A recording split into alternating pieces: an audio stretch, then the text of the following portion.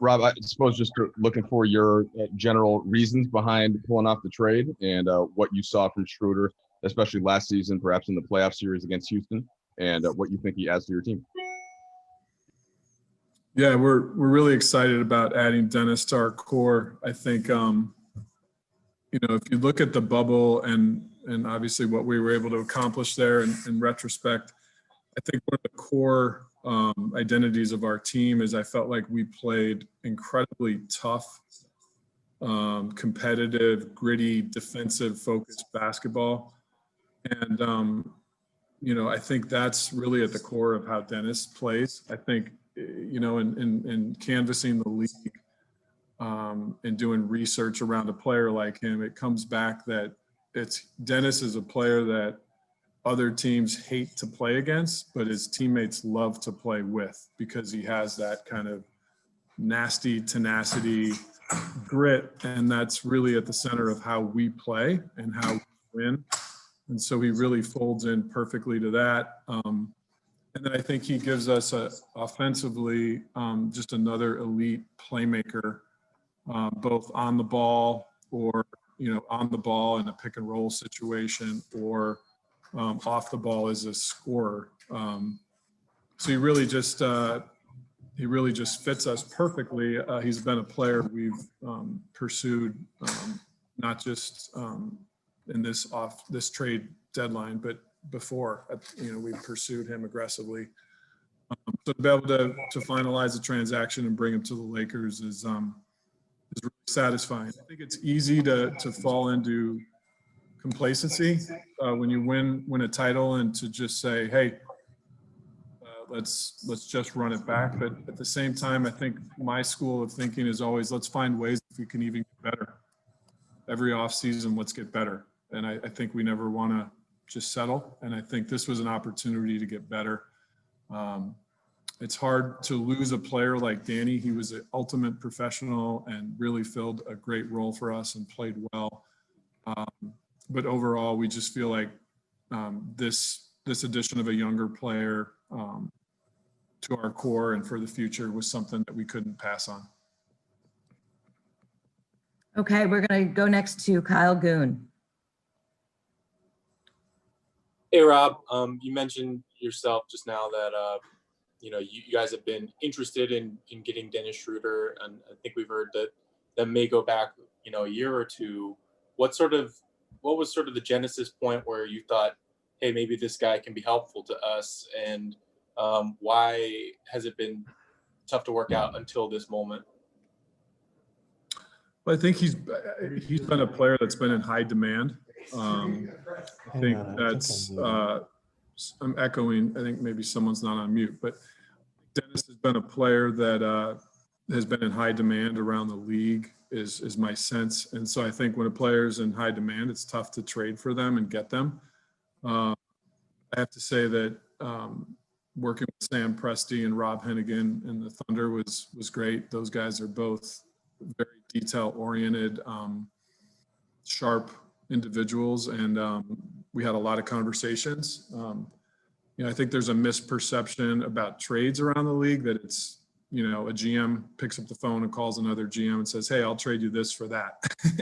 That's absolutely not how trades work at all. I mean, it's usually more of a dance and more of a long-term process. Working with those guys was great. So I guess that would be my answer to your question. Okay, and now we're going to go to Dan Weike.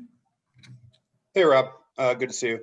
How has the condensed sort of nature of this week, in terms of the trade window opening to the draft last night to whiplashing into free agency tomorrow, how has that kind of changed the way that you guys would approach sort of an off season? And then I guess in a general sense, what are some of the things you guys are looking to accomplish Friday and beyond in free agency? Yeah, I think it's important. Again, I think if you look back over the last 2 or 3 seasons, we've really wanted to stay, somewhat consistent and methodical in our approach and get lost in the work. And I think it would be really easy to fall into the trap of being reactionary when you have like a condensed system and a condensed set of dates. But our preparation for this period of time, started months ago, and there's been a lot of planning and thought around it. So it was really more waiting for the NBA dates to finally get released and then start affecting our plan. But I don't think just because it's a condensed time or it's coming faster than some people expected means that we're not prepared for the moment. And I think we'll just stay kind of methodical in our approach and trying to get better. Our ultimate goal for the 2020-21 season is, of course, to defend the title. And we want to put in the work with the draft trade that we did last night, and then heading into free agency that starts on Friday, to optimize our goal to be in that position. Okay, we're going to go next to Bill Oram. Hey, Rob. Good to see you. Bill, what's your hat? I love Zoom because we can. What is? This is a hat from a bar in eastern Wyoming. Okay. The Invasion Bar, which references Washington County cattle wars of 1890. Hats always tell a story, and I'm glad you had one behind yours. It's impressive. I'm glad I knew the answer, and it wasn't something I just got at like Urban Outfitters or something. You mentioned not wanting to just settle after winning a championship and not get complacent, and this being a bold move. Do you view this kind of as your bold move for this offseason? Or how much more aggressive do you think you can be as you build this roster toward December 1st? And how different or the same beyond Schroder coming in do you expect this roster to look? Yeah, I think in terms of whether there will be another bold move or not, I think we try to stay as fluid to a process as we can and not sort of pinning ourselves with binary decisions like that was our bold move or that wasn't, but just staying fluid because you guys know how this business is. The NBA seems to turn over every couple days with opportunities. One trade sets off a chain reaction where all of a sudden others could become available. So I would say that we try to stay fluid to that and really not pin ourselves into a corner. But at the fundamental sort of focus, we'd like to keep as much of our core players together to repeat as possible, because continuity is obviously incredibly important. We had, I think, one of our strong points in the bubble, and I know all of us on the call talked about this in Orlando, it was just part of the mental grind and challenges of playing away from family and friends for 100 days and being in a bubble was just how we operated together. And I think the team that came out of the bubble with the trophy, I think probably in addition to having the right talent, also had just the right chemistry to survive, kind of the Lord of the Flies experiences in the bubble. And so we don't take that lightly. Like, this is a group of guys that fit, that work together, and we'd love to keep our core as close as we can. But if there's opportunities to get better and to address needs like we did with Dennis, then we'll take advantage of those. Okay, next up, Dave McMenamin. Do you have anything for Rob? Yep.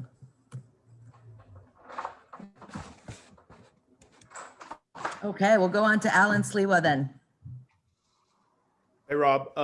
You mentioned one thing on Schroder. You said he's a player that some teams will hate to play against, but teams love playing with. How much has that come into play for you, that when you made this trade, that this is the type of player that he's going to be relentless, he's never going to back down? How important is that when you were, obviously putting together this deal, aside from his stats, because we know his stats are great?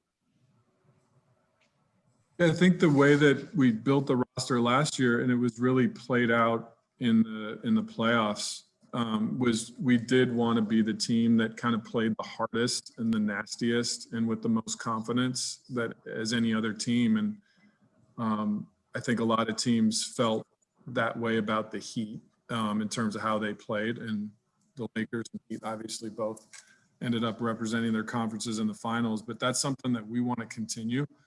I think the combination of high IQ players, but that also play with like a tenacity and a high level of confidence and not backing down is kind of the core of the type of players we want to assemble the team with. And that starts obviously with LeBron and Anthony Davis, our two captains last year. They are constantly attracted to players that have that grit and have that nature. And I think we had a roster full of guys like that last season, and want to make sure for the roster that we have for 2021 that thread is relevant there as well. Okay, I think we now have Dave McMenamin back. All right. Hey, Rob, can you hear me? Gotcha, Dave. Okay, great. This may be a question for several stakeholders, front office, training staff, coaching staff, and LeBron himself. But LeBron on his show with Barack Obama several weeks ago kind of joked at the end of it about, hey, being a 18-year veteran, in his mid-30s, how it's nice to have Anthony Davis on my team because he can kind of carry the load with such a short offseason. How do you anticipate the short offseason impacting LeBron in particular as you guys get into this new season? That's a good question. You mentioned Barack Obama, I think, right? Did I hear that? I did. Okay, just a segue. Has anyone made it through and read his memoir yet? Not yet. Okay, I just wondered if anyone could give a preview. I heard it's really, really good, but it just came out, right? Yep. Okay. Well, if anyone on the call reads it, send me a text if it's good. I'm dying to dig into that. In terms of the offseason, I think the great thing about LeBron is he is so methodical and scientific in terms of how he prepares his body and the team of people he works with. And I think we have had a really, powerful partnership with him to maximize his performance for the playoffs and to win a championship. And I think that's always a balancing act. And the great thing about the NBA and the Players Union is I think they have the same partnership lens of doing what's best for the players and making sure that we don't put them in positions to, suffer injuries. So I think that'll just be a balancing act throughout the season of kind of recognizing that there was an extremely short layoff between championship and start of the season, and kind of figuring out what's best for LeBron, what's best for his health, our team's health, what's best for the league, and kind of walking that carefully and thoughtfully throughout the year. But I think you guys know there's no player in the NBA that I think is more focused on taking care of his body. I mean, and it's evident in the work, because at your career 17 in the NBA, for him to do what he did, I think is something that maybe we haven't seen in any sport. Just that, for a player to be in the 17th year and to win the NBA Finals MVP and to be, considered one of the MVP candidates of the league and to play at the level he did in the bubble throughout the finals is just, it's simply jaw dropping. So, but we'll continue to work with him along that and partner with him and partner with the NBA and partner with the union. I think it'll all work out great. Okay, we're going to go next to Brian Kamenetsky. Hey, Rob, what's the balance for you in terms of kind of leveraging the strength and advantage you guys have right now and the opportunity you have right now with LeBron where he is and AD where he is versus, future flexibility and sort of sustaining that type of thing over time? How do you balance those? Yeah, I think, I think that's at the essence of everything. I think it's easy to, win a title and then, and lose sight of what you just said, is that you want to keep players, but you also want to stay nimble. We have several players who will find out with options and different things officially. We've started to find out, we'll continue to find out today, and then approach in free agency. But I do think keeping our ability to add, great young players to our core for the future is something that makes a lot of sense, because we don't just look at this at all as like a 1 or 2 year window. We want to stay competitive for the long term, and make decisions that allow us to do just that, and not just shoot all of our bullets to try to defend for 1 year. We want to be in a position of being sustainable contenders, and we'll operate the cap in a way to be smart and thoughtful around that. Okay, we're gonna take a few more. We're gonna go to Melissa Rowland. Hey, Rob, playing off of Dave's question, I'm curious, what was your reaction to how quick the turnaround is, and how do you sort of manage the mental and physical fatigue? And are you anticipating having to rest LeBron a good amount at the beginning? Hey, Melissa. So, yeah, I feel like I won't repeat the answer I gave to Dave, because I think that kind of hits at the core of your question, and don't want to bore you guys. In terms of the mental fatigue, it's interesting. I was very thankful that our coaches were able to kind of get away and do a reset in our players as well. I think for the front office, we had to get back from, Orlando and then really start wargaming, to prepare for the draft, and to finally prepare for the draft. Obviously, that's a year-long process, but final preparation for the draft, and then strategic preparation for free agency. So the front office hasn't really gotten a break. And I think that maybe during camp or something, we'll all get a long weekend to try to not think about the NBA or basketball or get away. But we haven't had that break yet, but hopefully it's coming at some point. So if the country and the world and travel is safe, maybe people will get away. If not, we'll take a break in Southern California, which is about the best place to be. Okay, next up, Brad Turner. Hello, Rob. How are you? BT, I'm doing good. Good. You have your own free agents to deal with, others that may also want to come. How do you plan on attacking that starting tomorrow? And what do you have available to you as far as the full mid-level, biannual, minimums like that? Do you have all the maximum available to use to try to get other players to come here? So BT, great question. So the answer to what tools we will have available will be revealed once we get the full picture of what guys opt in and what guys opt out. And we should have that clarity by the start of free agency tomorrow. So some of that information is coming to us today. So I would be able to answer that question very specifically once we get decisions on guys that have opt-ins and opt-outs. In terms of what will our approach will be to be aggressive, I think there's a handful of teams that probably hope to contend or be in a position to contend, and we're not going to just sit back and not expect others that are in that position to be trying to better their rosters and better their teams. So we have to stay aggressive. I think the danger of winning is complacency, and we won't allow that to creep in here. We're going to try to continue to improve our team and put Coach Vogel and his staff in the best possible position to defend. And our owner, Jeannie Buss, has given us all the resources at hand to do that. And so we'll be aggressive in making sure that we increase that probability as high as we possibly can to get number 18. Okay, and now we're gonna go last two, Rob. I threw in one additional question. First with Kyle Goon. Hey, Rob.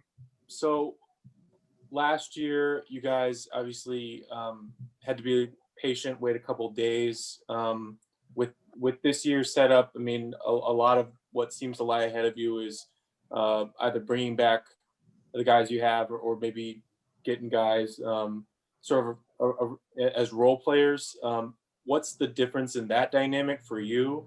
And as a second question, you guys can extend or extend a qualifying offer to Kyle Kuzma this offseason. What's the timeline for that? And have you guys, when do you guys hope to determine what you'll do there? Yeah, so I think first things first. I think one of the things that stood out about our roster and team last year is we had guys that became stars in their role. And I think the term role player, I think, can be tossed around and sometimes feel, demeaning, but we feel like we had star role players, guys like what Rondo did and what Caruso did and what Danny Green and Dwight and JaVale and Markieff, KCP. I could go down the list. Those guys played their roles and were star role players. And I think, our depth and our versatility were really, really important in accomplishing what we ultimately accomplished. And I think that will be a hallmark of how we keep this group together or add others, is that having star role players is going to be important and essential. And then in terms of Kuz, he's been, since we've drafted him, he's been terrific. We've all seen his growth. As you guys know, the way the rules work, he has next season under contract with the Lakers, and he's extension eligible this offseason. And he has great representation that when the time is right, we'll sit down and speak with them. But we're proud of drafting Kuz. We're incredibly proud of his growth as a player. I think he showed in the bubble his ability to play at the wing and the four, so some 3 and some 4. And when you lose a defender and a wing player like Danny Green, I think Kyle, we're going to count on him to step in and play some of that wing role as well. But he has the versatility to do it. So he's been a great player for us. And I expect that he will continue to grow next season. Okay, thank you, Rob. And the last question is going to go to Dan. Back to Dan. Thank you. Rob, curious how sort of the lingering prospect of starting a season in a pandemic out sort of in the real world, does that affect the way that you look at the end of a roster? Because it seems pretty plausible that guys are going to miss games at some point in time because of positive tests and stuff like that. Does that change at all in terms of strategy? And then I guess just sort of, how confident are you that this is, as you see the stuff, I know your wife's in the medical field, as you see this stuff going on in the world, how confident are you that this is going to be able to even launch? Yeah, I think it's easy to put your trust and confidence in the plan that the NBA and the union has, just because they did it so well in Orlando. I think that in terms of, the number of players and the different things you started your question with, I really thought the mechanism of allowing 17 guys in the bubble was really smart. And we had two-way players there, Kostas and Devontae. And the growth of both of them and just the energy of them and having them around was extremely valuable. And I'm sure you guys saw in the new CBA, they have amended and tweaked how the two-way contracts work, allowing for those players to have more time and exposure to LA Lakers versus South Bay Lakers. And I think that that's a mechanism as an organization that we really supported, because having those extra bodies in this pandemic time could become necessary. So that was something I thought that the NBA and the union did that made a lot of sense and was really smart, is to give those two-way guys the ability to be with LAL for more days, more games, and more service, and also get paid more as they're deserved.